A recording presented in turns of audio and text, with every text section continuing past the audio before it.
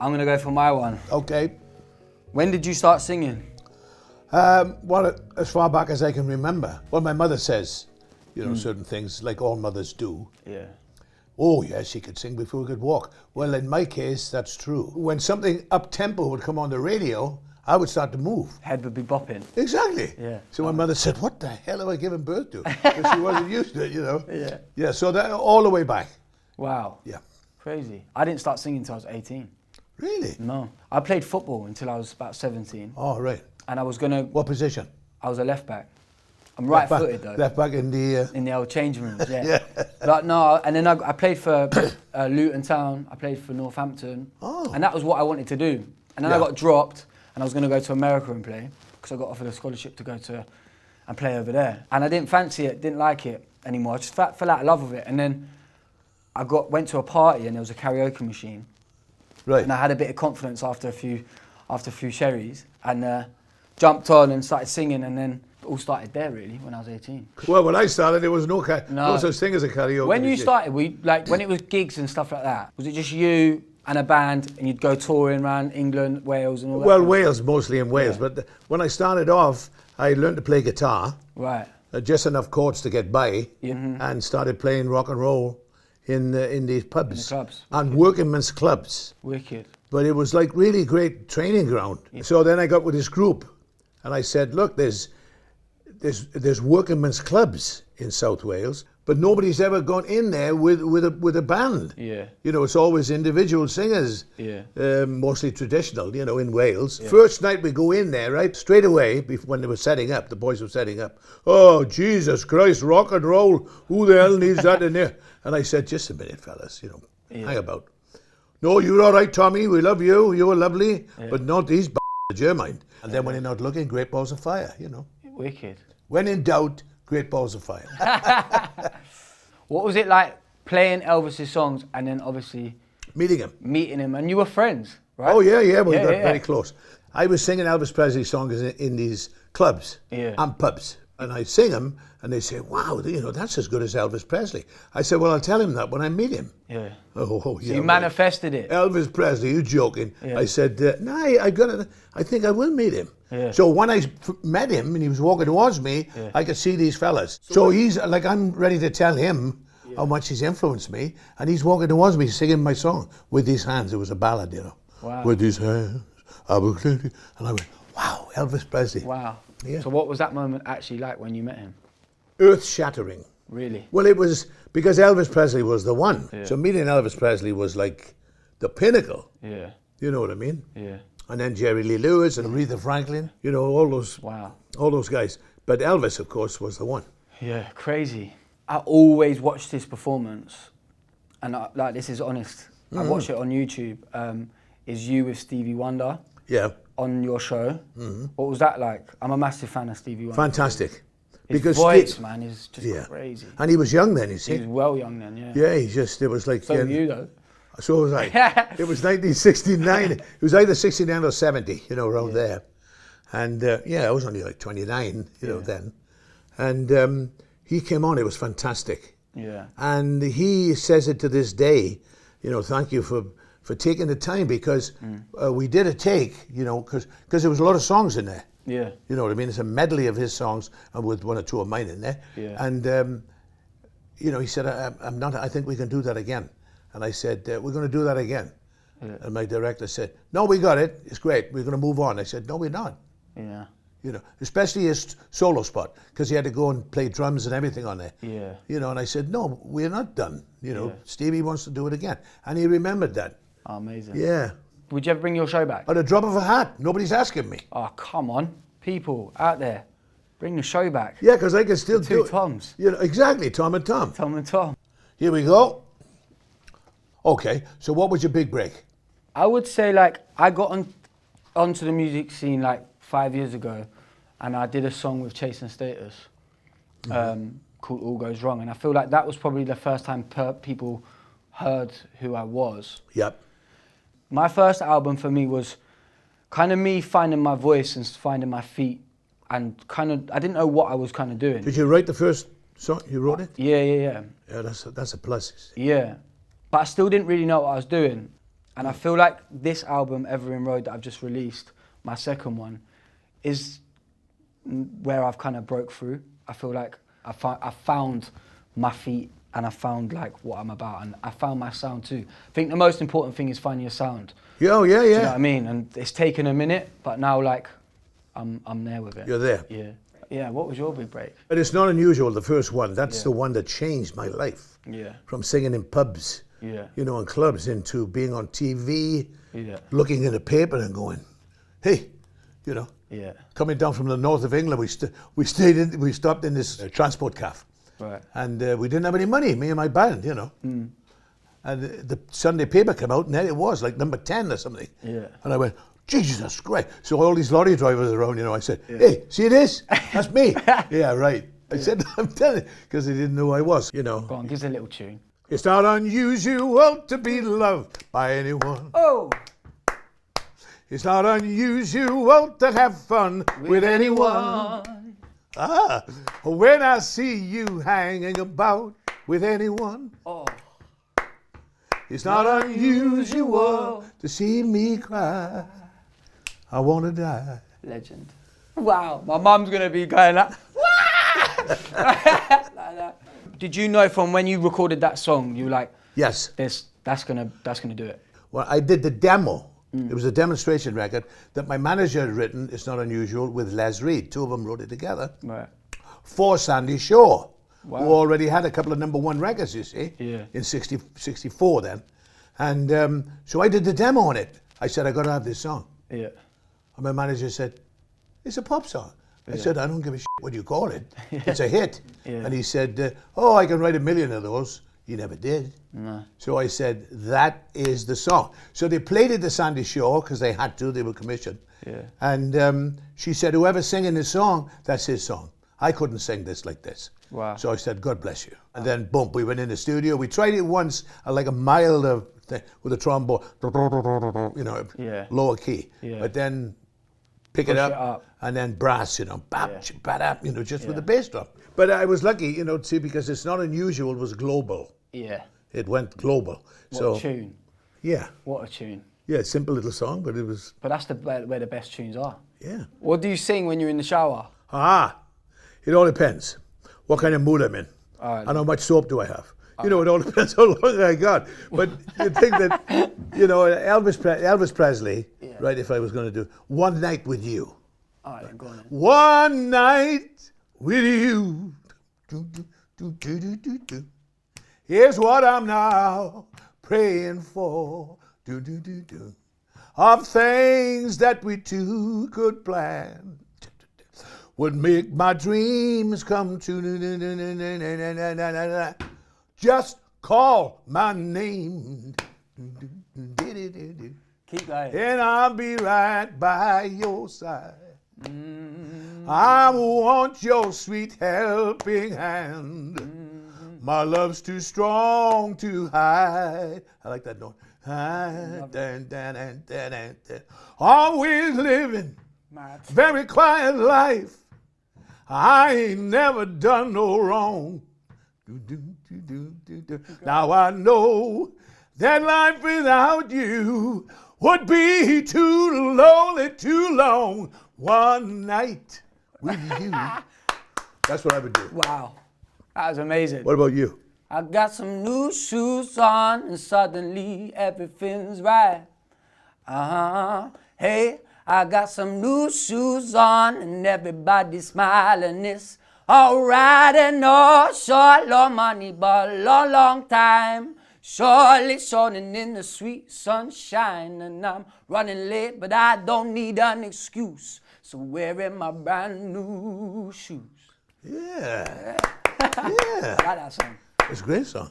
Who has had the biggest influence on your career? Well, there's a lot of people. I listened to a lot of singers when I was young. Yeah. I still listen to them now. Yeah. You know, but when you hear somebody like Frankie Lane, Yeah. used to be a big singer in the 50s, and he had a big voice, you know, and he did a lot of Western tunes for movies.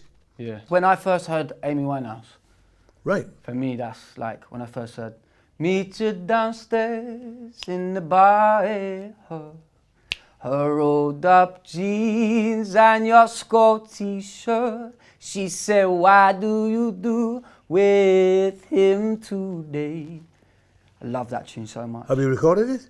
I have not recorded that. You should do it. Yeah, I would love to. Sounds great. Yeah, I would love to, but I feel like when I first heard her voice, I was oh my God, this is what a voice can do to your soul. Exactly. Do you know what I mean? And it's so refreshing, I think. So refreshing. You know, because there's so much electronic stuff around now. Yeah. And the pitch thing, you know, that, 100.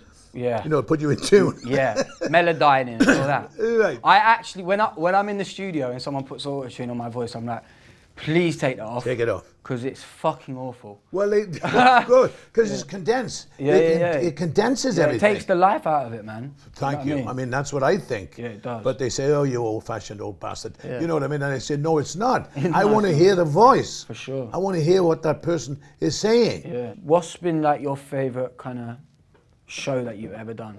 Where you've stepped out and gone, you know, this is mad crazy. Do you know what I mean? Well, there's been a few of those. Well, there obviously have been a few, but Yeah. Well, the first time, the one that made me twitch was a Royal Command performance in front of the Queen. Oh, wow. On the London Palladium live. Oh, wow. You know, and I was only in the business a couple of years. Yeah. And then I was, you know, going on the stage on live television, and the Queen is up in the box. Amazing. And I'm thinking, I better straighten up here now. I got to be on this. Yeah. Have you ever sung in front of the Queen? Not yet. It's great. She's lovely. Is she lovely? Yeah. Yeah, but I'm knighted, you see, so. What was that like? Fantastic. An adrenaline. Really, Unbelievable. Really, yeah. I don't think I've ever experienced anything before or since like that feeling. And you look into her face, and she's a beautiful woman, and she lights up. I mean, I've met her many times. Yeah. But when she's doing that, you know. Yeah, serious. Yeah. That's it. Crazy. Does Tom Jones ever sit in bed with a cup of tea and go, no, yes. My life is crazy? Every night. Do you? Yes. I love it. That's amazing. Yeah, still, it's unbelievable. Yeah. Well, you know, I mean, you're in it, and if you love it as much as you're telling me you do, you'll be in it forever. Yeah. Okay. What's the one song that you wish had been yours? I would have loved to have written like an up-tempoed kind of hit the road jack kind of tune. Well, you can still do it.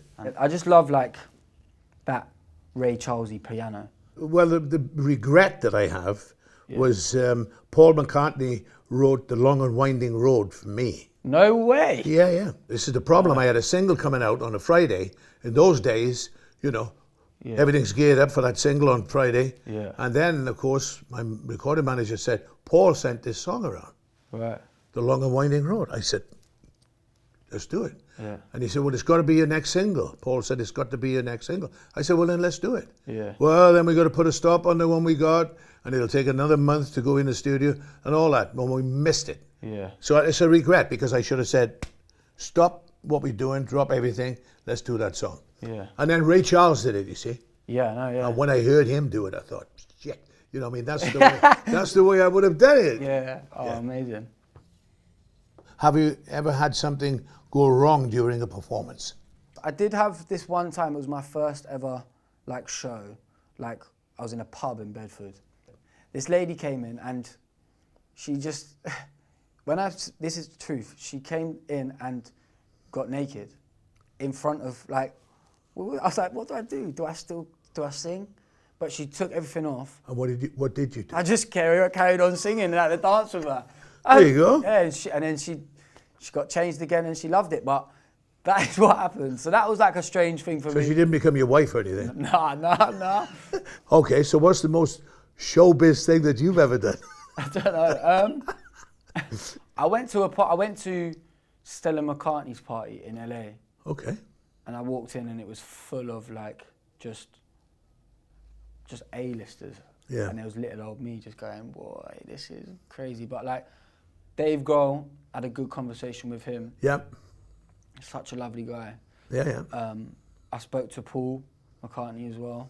But loads of people were in there. Like, I spoke to Christina Aguilera, which was pretty crazy. Katy Perry.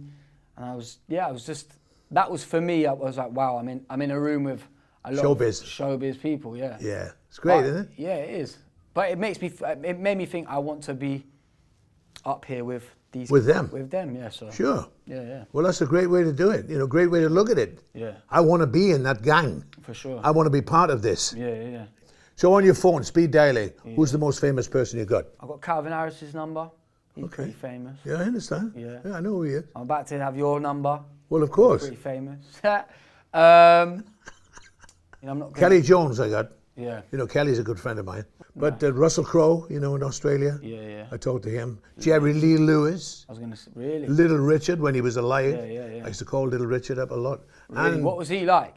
fantastic. Just crazy guy. Oh, but I knew him, you see, since 65. Right. So I bumped into him a lot. So I used to call a lot of Elvis Presley. Did you? know. Would you bell him up? Yeah. Would you ring him Sure. up? Wow. I tried to get. The sad part was when he wasn't listening to anybody towards the end of his life, and the guys, the Memphis Mafia, you know, because they knew that he would listen to me sometimes, and so they said, "Could you call Elvis, because he's fired us all, and he's destroying himself, and we can't help him." What was Sinatra like? Sinatra was great. I mean, he was the guy that said, talk about phone numbers. You know, if anybody ever leans on you, Yeah. you call this number. Really? And it'll be taken care of. Really? Really. Elvis and the Beatles. What is the truth behind? Did he like the Beatles? Did he want the Beatles to come to America? Not really, no. No. Well, you see, because the band scene was very big, but they did shake the shit out of him, mind you, I must say that. Yeah. You know, they shook him up. Yeah. All shook up. Yeah. So they did shake him up. So now, and I asked him about it, you know, and he said, "Thank God for you." This is what he said to me. He said, because the British group, you know, all British groups, all the time, British groups, you're the only one male singer, you know, that won. Yeah. And so anyway, so he says to me, when they split up, right, in 1970, so he said, "Is that right, the Beatles split up?" I said, "Yeah." I said, "Is that, in your eyes, is that good or bad?" And he said, "Well," he said, "see, the thing that," he said, "I thought we could use them as a backing band." No way. Hand to God. And he said, you know, "You do some of your songs, I do some of my songs on stage together, one end, and have the Beatles backing us up." Wow. He said, "Wouldn't that be great?" I said, "Yeah, I don't think they'd go for it." But what a great idea, wouldn't it? What a good idea. Yeah. That'd have been amazing. But there you go. What piece of advice would you give somebody new trying to break into the music industry? Be yourself. 100%. Yeah.